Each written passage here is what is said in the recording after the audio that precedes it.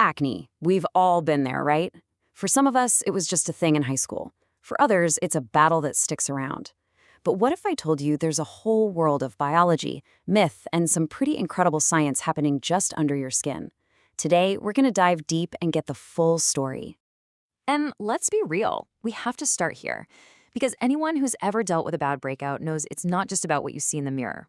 It hits you right where it hurts, you know? Research totally backs this up. It can mess with our mental health, making us feel anxious or want to just hide away.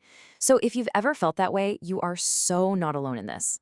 And when I say not alone, I mean it. Look at this number, 85%. That is a huge majority of young people who get acne. It's one of the most common skin conditions on the entire planet. So yeah, it's pretty much a universal experience. So if it's that common, what is it really? To get it, we've got to look past the mirror and zoom way in, down to the microscopic level. Because trust me, it is so much more than just a few random spots. Okay, the key words here are chronic inflammatory disease. That's the important part. It tells us right away that acne isn't just a cosmetic problem or a sign you need to wash your face more. Nope, it's an actual medical condition, and it all starts deep inside your hair follicles. That's ground zero. So how does a perfectly normal pore suddenly go rogue and turn into a pimple? Well, I love this analogy. Think of it like a 4-car pileup happening inside a tiny 1-lane tunnel in your skin. Let's break down this little microscopic traffic jam. This diagram pretty much lays out the entire crime scene from start to finish. It might look a little complicated, but honestly, it all boils down to 4 key steps. Let's walk through it. Okay, so here's the play-by-play. Step 1. It all kicks off when your oil glands just go into overdrive, usually thanks to hormones. Step 2. A bunch of extra skin cells get sticky and mix with all that new oil, and boom, you've got a plug. The pore is officially blocked. Now, this clogged pore is like a 5-star all-you-can-eat buffet for a type of bacteria that's normally harmless. That's step 3. And finally, step 4, your body's immune system sees this out-of-control bacteria party, sends in the troops to shut it down, and that whole battle causes the redness and swelling we know as a pimple. It's a literal perfect storm. All right, now that we've got the science down, it's time to play a little game of Mythbusters. There is so much weird advice and misinformation about acne out there, so let's clear some things up. First up is a classic. I'm sure you've heard some version of this before, that your acne is a sign of toxins building up, or that your liver is dirty. Is there any truth to that at all? The scientific world has a very clear answer on this one.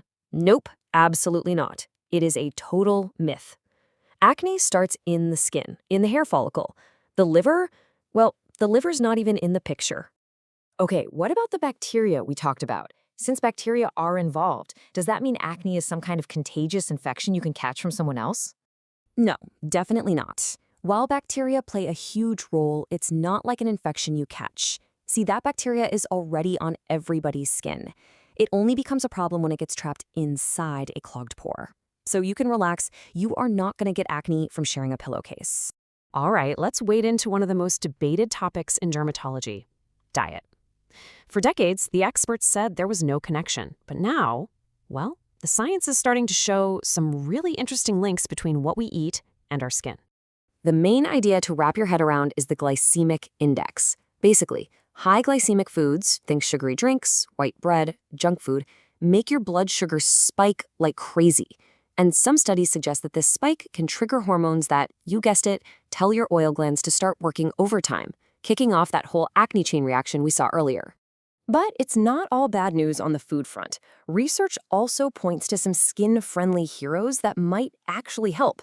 We're talking about anti-inflammatory stuff like omega-3s, minerals like zinc, and all the good antioxidants you find in certain vitamins and even in green tea. All this new information is paving the way for the future. And let me tell you, we are entering a whole new era for treating acne that goes way beyond the typical creams and pills. It's pretty exciting stuff. And we really need these new ideas.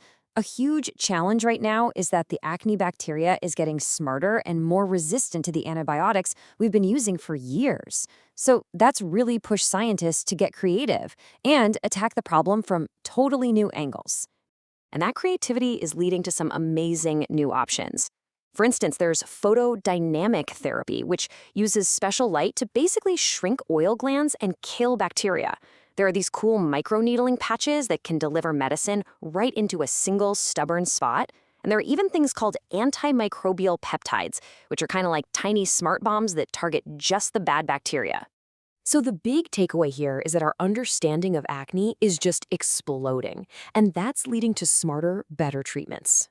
It really makes you wonder, right? With science moving this fast, are we getting closer to a day where we don't just manage acne, but we actually cure it for good? It's a pretty hopeful thought to end on.